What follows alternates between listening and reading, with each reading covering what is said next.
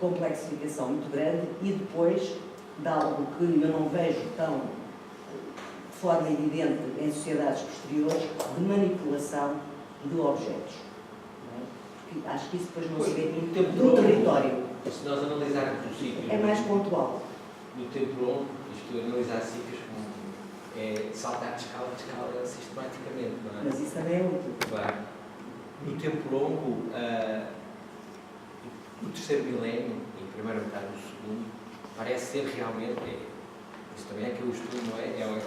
É um momento absolutamente impressionante de alterações e de sedimentação de ideias que parece que vão aparecendo e que se vão sedimentando até começarem a existir outras descontinuidades mais tarde, para meados do segundo milénio, as coisas, pelo menos em termos de prospecção, as coisas parecem saltar completamente. Aí podemos, talvez eu falo mais de alterações, tu falas de complexificações, né? Eu falo de paisagem e de território, porque a ideia de território eu acho que é algo que só começa a surgir depois no bronze final. Essa ideia do território e enquanto as pessoas deambulam na paisagem e estão instaladas na paisagem. Deambulam são os caçadores-coletores. Mas a mobilidade é muito intensa ainda. Os pastores não deambulam. E deambular no sentido da mobilidade continua a ser intensa. Se nós fôssemos indexar, agora falando estatisticamente, se fôssemos indexar a todos os sítios nas áreas prospectadas, um quadrado de 60 km por 60 km naquela zona. Tendo em conta todos os sítios que nós encontramos hoje e que cada sítio teria um conjunto de pessoas, hoje naquela área existiria mais gente, ou no Calcolítico existiria mais gente naquela zona do que hoje. Ou do que nos anos 40, que era quando aquela população era maior. E isso custa-me acreditar. Não sei se posso sugerir uma coisa muito simples. Talvez outras pessoas gostassem também de intervir e dinamizavam mais o debate. Pergunto? Não? Pode ser simples, formular uma simples pergunta, não é?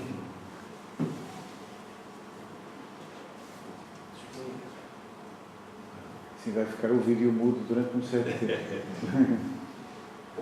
Eu já que a gente fala, não é por questão, mas entrar por essa discussão sobre a questão da preferência ou não preferência de território e paisagem. Eu acho que território e paisagem há pontos que coincidem, é porque se distinguem muito, não é? Portanto, quando eu digo eu prefiro isto, eu prefiro aquilo, tem que dizer o que é que... Há uma distinção. Sim, porque de facto, vamos a falar de certo tipo de coisas, estamos a falar de paisagem, e ao falar de estou a falar de territórios, não é? Claro. Eu sei que não vou dizer, mas por vezes eu entendo, porque a dimensão da paisagem, que está associada a emoções, à visualização e a elementos cognitivos, muito forte cognitivos. Acho que da minha própria investigação pessoal, é a dimensão cognitiva da paisagem, como é que eu introduzo o mapeamento que eu faço da paisagem através da visualização da prática dela, ultrapassa a dimensão do território. O território tem a ver com a noção de poder, de fronteira, noção de grupo, de alguma forma, não é? De relações entre o grupo, o indivíduo e o grupo também, quando olha para a paisagem, não é? Constrói um mapa cognitivo dela que o centro começou daí para todos. Não está nas teorias da palavra paisagem, landscape, não sei como mais que dá até às nações, etc. Mas, a meu ver, na minha prática, vejo que quando a paisagem é refletida, quando a paisagem é praticada, ela associa-se muito mais a este sentir emocional de inserção da visualização dela e como é que ela entra e como é que como é que ela me é familiar cognitivamente. E essa familiaridade da paisagem é lógico que constrói, ajuda a perceber as relações dela.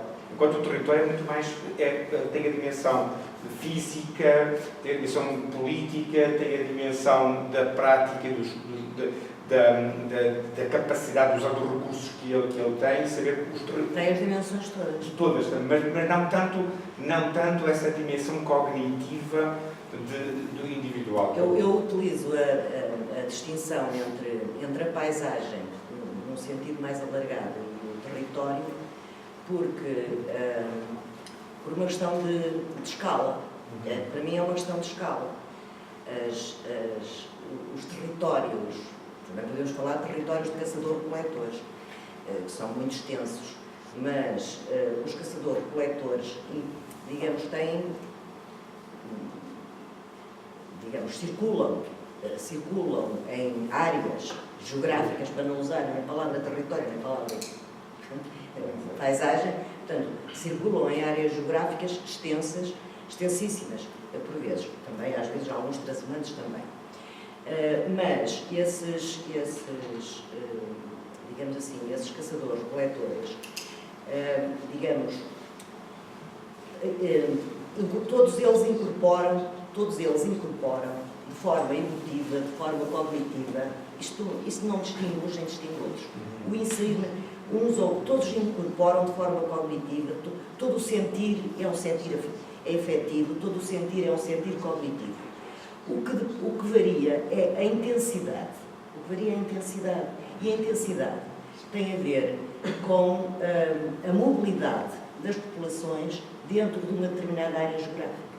Se a mobilidade é pequena, está restrita, ou se a mobilidade é pequena e há um investimento num território mais pequeno, por exemplo, há pessoas e há grupos humanos que quase nunca saíram da sua área. Isto está narrado em todos os trabalhos de antropologia.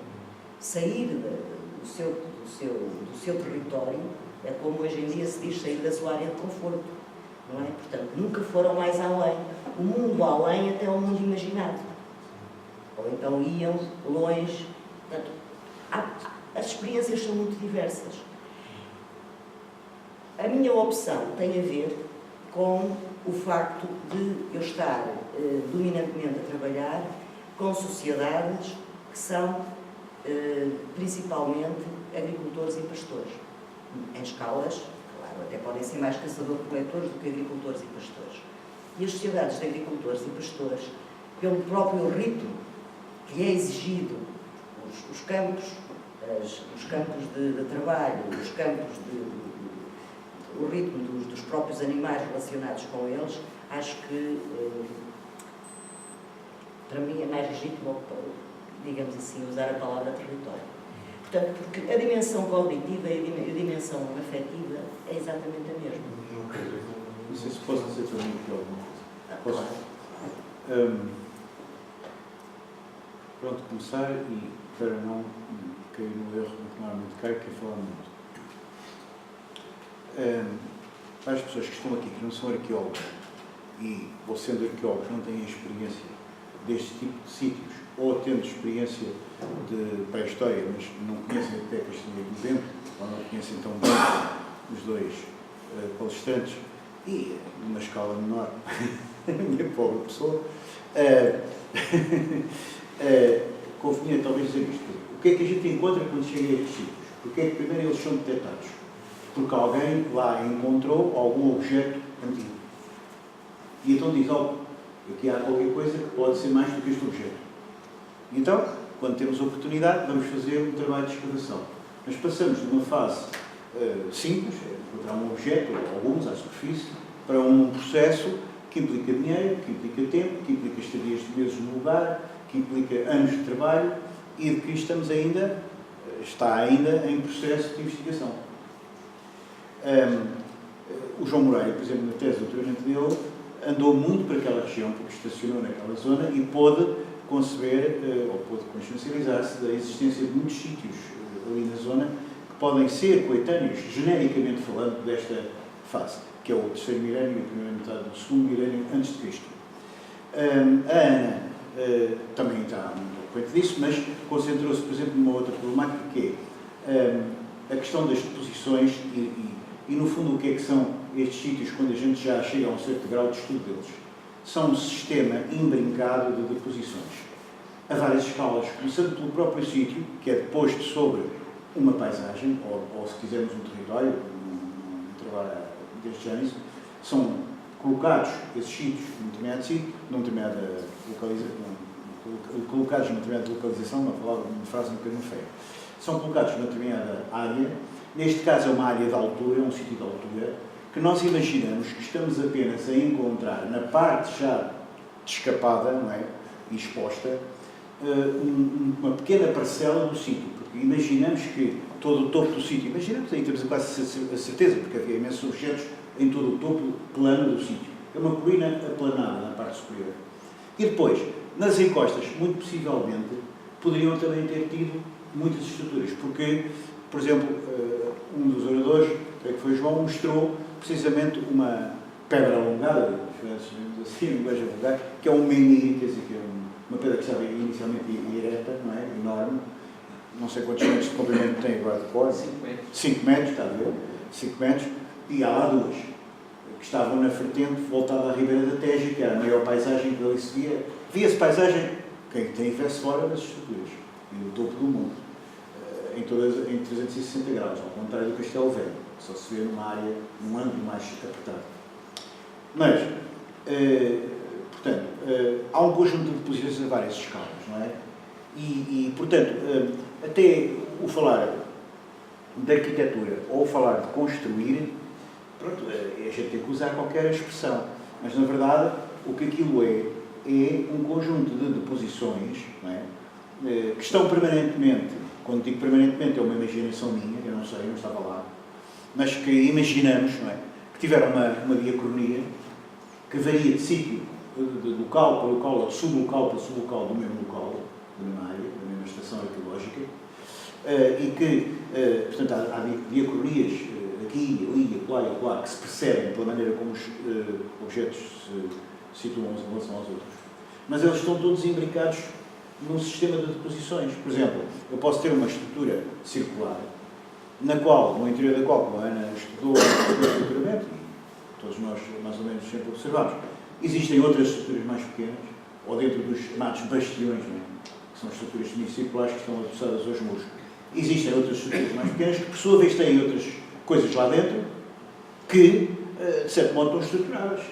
São fragmentos cerâmicos, são, por exemplo, num talude, porque a parte superior deste sítio tinha um talude bastante forte de pedras imbricadas, não é? Nesse talude, ao desmontar uma parte desse talude, encontramos, a determinada altura, um fragmento de cobre, metade de um lingote de cobre, que era um objeto raro, que era uma matéria rara nesta época, por isso é que ela se chama calcolítico, não é? E cobre.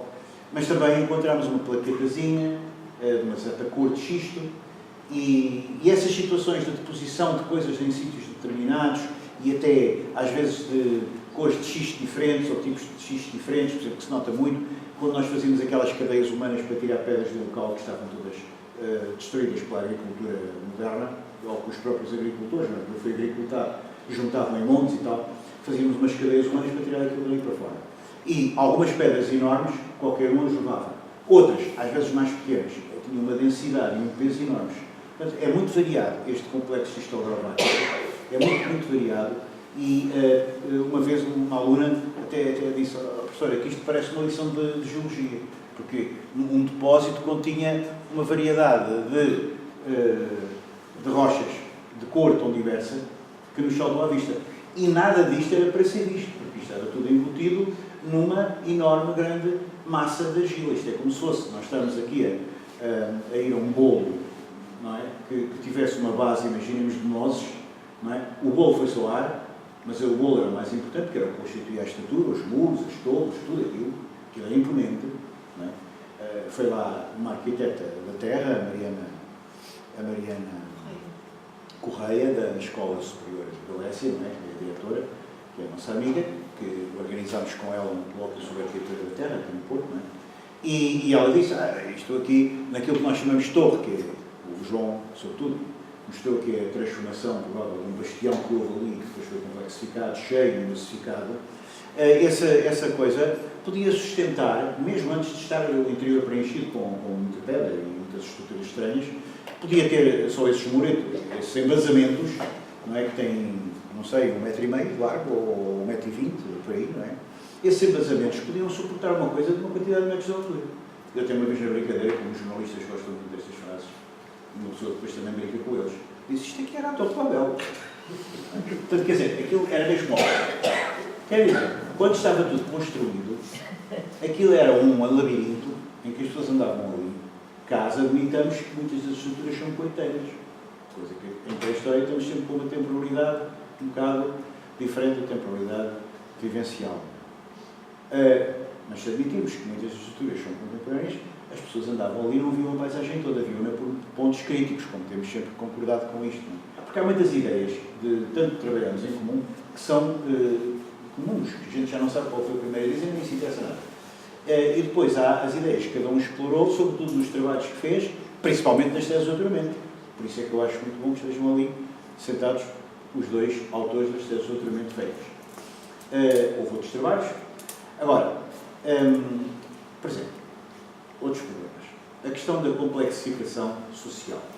Uma coisa é a complexidade do local, ou a gente ter-se apercebido progressivamente da complexidade que o local tem, à medida que o vamos descapando, não é?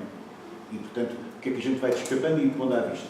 As infraestruturas, os embasamentos. Nós não vemos as estruturas naquela altura que eu estava a dizer, tipo lá delas, grandes, altas, que eram, fazendo as tais sombras a que fizeram referência. Mas o que se nota, de facto, é que o processo era de tal maneira que, quando faziam um muro, ou um mureto, ou um embasamento, colocavam debaixo, ou já vimos isso em Castelo Velho, encaixavam entre as pedras do muro outras coisas. Portanto, os tais depósitos, um sistema de deposições muito complexo. O João e eu também verificámos isso, e a Ana, e todos que lá trabalhamos, verificámos que nesses embasamentos, como aliás eles referiram, e a Ana referiu, nesses embasamentos, por fora e por dentro, eles enterravam uns fragmentos de cerâmica talhados, como se fossem pedra, como se fossem placas políticas, enterravam na vertical, sem qualquer objetivo de qualquer natureza que não possa ser qualquer ideia que lhes passou pela cabeça relativamente ao que aquilo poderia significar ali. Porque não sabiam para segurar nada, não sabiam a funcionalidade alguma. Portanto, o que é que nós nos vamos a... Quer dizer, atenção, há uma experiência que começa em 89 no Castelo Velho. Nós deparamos primeiro com um monte de pedra enorme e de vegetação, um caos tremendo. Temos que organizar aquilo, não é? Limpamos a vegetação, tiramos as pedras superiores e depois começamos a tentar encontrar as estruturas. Por acaso, no Castelo, no Castilho do Vento, no primeiro ano só lá trabalhamos uma semana e tivemos a sorte de encontrar logo a junção de duas estruturas pré-históricas por debaixo de uma casa de pastores miserável, não é? Que a gente desmontou, principalmente nessa altura, em 98, fui eu e o João e mais umas pessoas que ajudaram a desmontar essa casa, não é? Que foi uma trabalheira, tirámos para o outro lado da estrada, um montão de pedra, que depois foi levado para uma máquina para limpar aquilo. E encontramos logo estruturas. Vimos que aquilo tinha uma feição de embasamentos que já tínhamos visto em Castelo Velho. Ora bem, agora, quanto à questão da complexificação, que fomos-nos apercebendo que aquilo era complexo, que, por exemplo, as entradas, como há bocado ainda referiram, não é? As entradas do local, ou a encenação de uma entrada, porque nós não sabemos se essa entrada funcionou alguma vez como entrada e saída. Eles podiam ter construído, assim como construíram outras coisas, podiam ter construído uma entrada como uma deposição também. Isto é, uma falsa entrada, para fechar em novo. E toda ela organizada de uma maneira extremamente complexa. Só sob uma entrada dessas podia fazer uma tese de mestrado. Aliás, havia uma aluna nossa que estava a fazer uma tese de mestrado só sobre esse problema. Só que depois teve de desistir.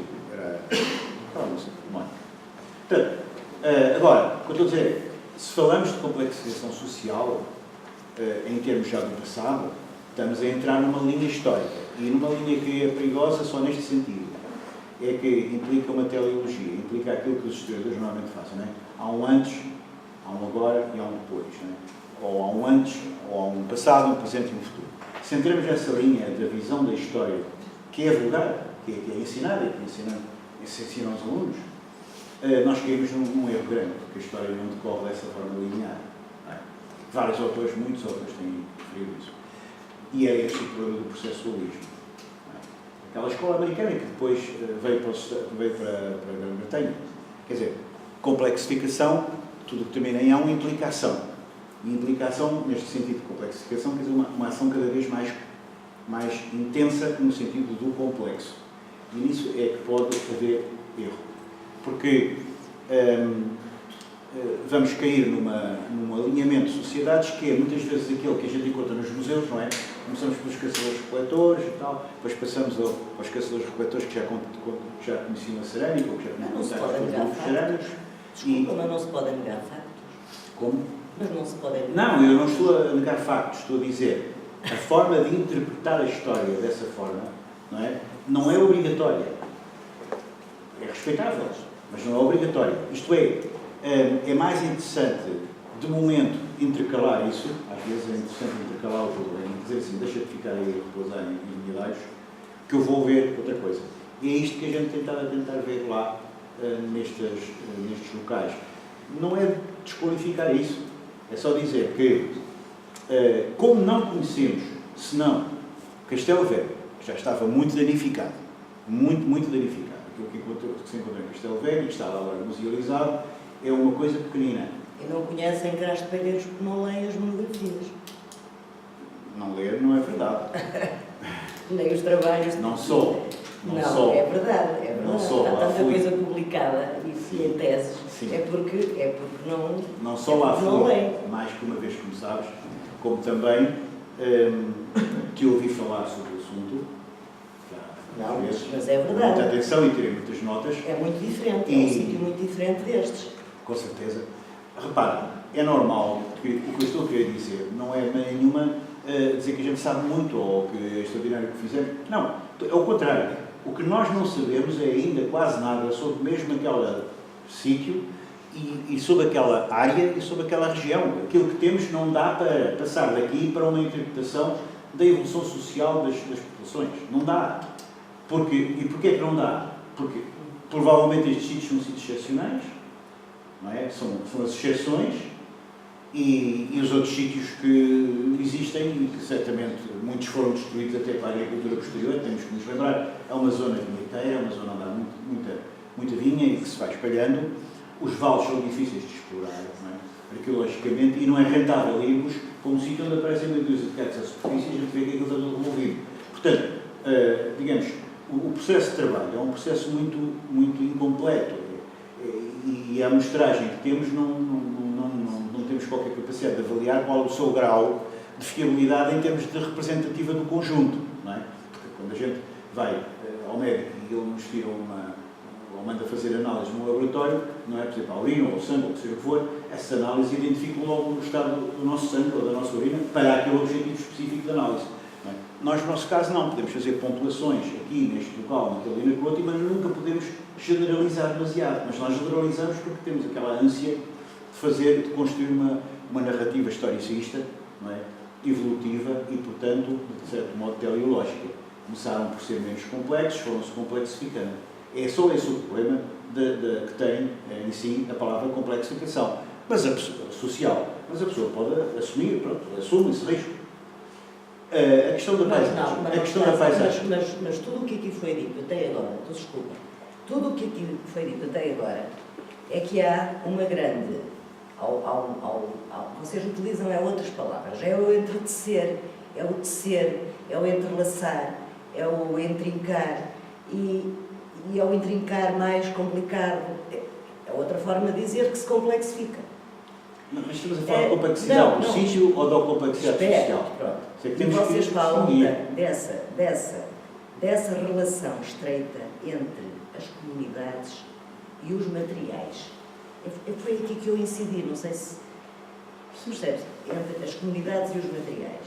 E vocês continuam a dizer que há uma relação muito complexa entre as comunidades e os materiais no seu cotidiano, que se constroem mobilizando os materiais, constroem as suas relações sociais, etc. Muito complexo. Isto era a arte do Paleolítico Superior. O que eu estou a dizer? Quer dizer, a complexidade nós podemos defender em relação a qualquer época. Não, o que eu estou a dizer... A palavra complexidade ou complexificação, desculpa interromper, mas estou a dizer isto, a palavra complexidade ou complexificação não é muito interessante, porque se pode aplicar a qualquer época. Pode Não ser sei se uma me estás a opção entender. vossa, não Fazia parte usar. do processualismo. Pronto, Mas podem por não querer algum usar. motivo o processualismo foi típico dos anos 60 e já não falamos muito disso agora. Também, mas... Agora, não quer dizer que não se possa falar, cada um pode tomar as Para mim opções que não há- quer. Eu estava só a querer participar ou contribuir para o debate, inclusivamente ainda abordando outro tema, que é o tema da paisagem.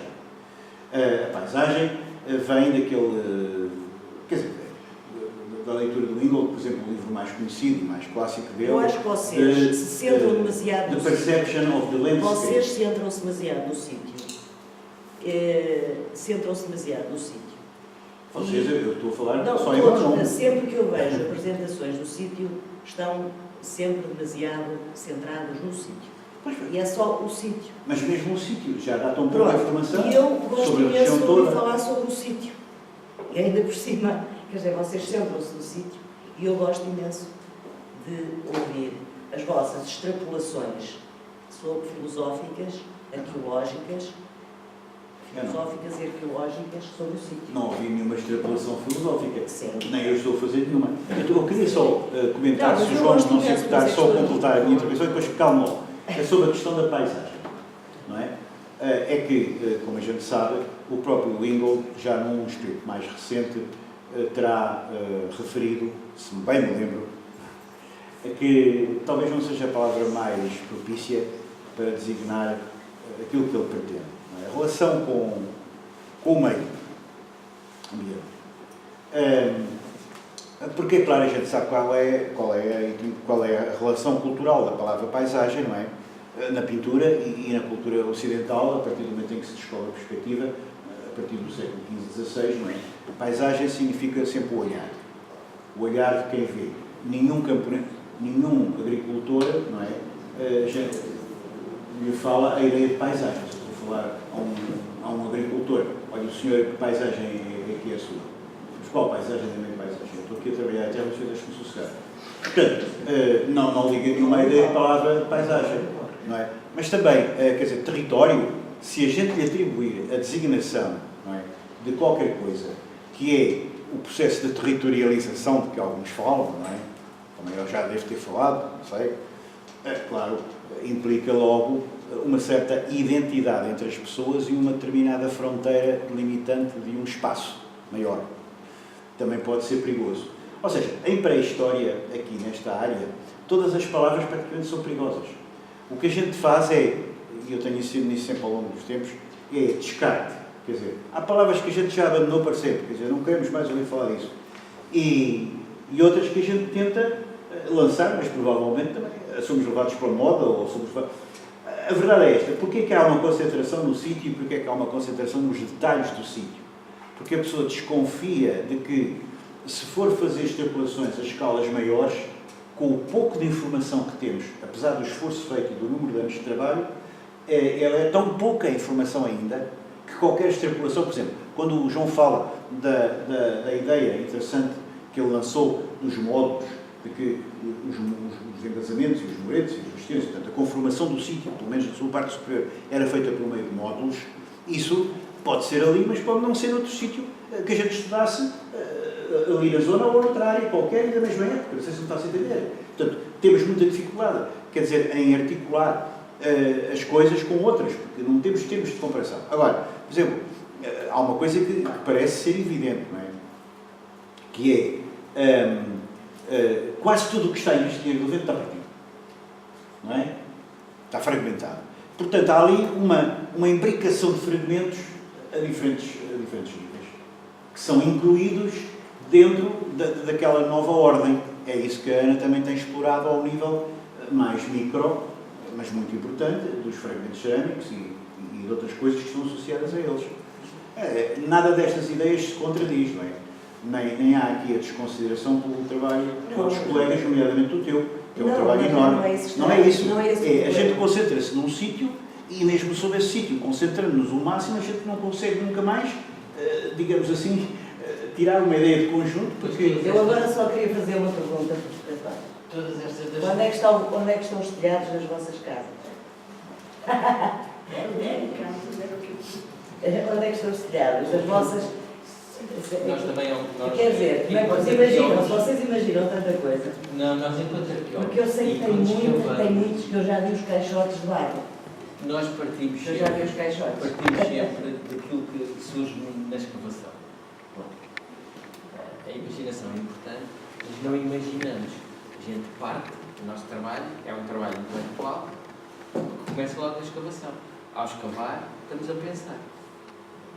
Portanto, partimos sempre, todo esse aparato filosófico que tu chamas, parte sempre do trabalho de campo. E sabemos também, pelo trabalho de campo, que houve um conjunto de processos pós-posicionais enorme ali no sítio. E os telhados foram pelas encostas abaixo. Também acho que sim. Essencialmente foram pelas encostas abaixo e não, do ponto de vista, não podemos recuperá-los. Poderemos vir a ter indícios, vestígios. De algum que tenha abatido. Por exemplo. Mas até agora, infelizmente, ainda não encontramos. Essa é a primeira ideia. A segunda era relativa à questão da paisagem, do território. Disse só da questão do espaço que o Vítor citou aqui, e se ele vier cá para o ano, era extremamente interessante. Mas ele ultimamente, acho que foi, não sei se é no Line, no Being Alive, um dos últimos dele, que ele refuta precisamente o conceito de espaço. Diz que o espaço é cósmico. E nós falamos aqui do ambiente. Exato. Falamos do ambiente e dos organismos que vivem no ambiente, que é um outro conceito que ele está sempre a utilizar. Nós somos organismos dentro do ambiente. E era aí que eu também queria chegar, só para terminar também, porque acho que é às 5h30, não é? É essa questão de nós organismos dentro do ambiente. Enquanto arqueólogos em campo, nós somos organismos que estamos por lá a trabalhar. E de alguma forma isso influencia o nosso pensar. As discussões que temos em campo e todos eles que estão, e há muitos, felizmente, ou muitos voluntários que extremamente, e as perguntas que eles fazem em campo obrigam-nos a pensar. E muitas vezes a resposta, aquela imediata e aquela que eu aprendi na faculdade já há 30 anos, ou mais, às vezes não é indicada. Então há que pensar as coisas de novo. É como aqueles museus, o Vítor falava da complexificação e da palavra doação. E a hominização é o mesmo. Nós vamos àqueles museus que começa do Artipithecus e depois vai evoluir e tal, até termos um espelho. O Neandertal e depois aparece um espelho que somos nós. Isso é uma coisa linear. É giro, fica bem, mas não tem nada a ver com a realidade. Vocês os homens, nessas imagens só há homens. Mas eu podia tirar essas coisas, seja homens ou mulheres, tirar essas imagens. A hominização só homens. Homo. É outra coisa. Não é? Foi lá no queixo. Obrigado por terem vindo e obrigado aos representantes.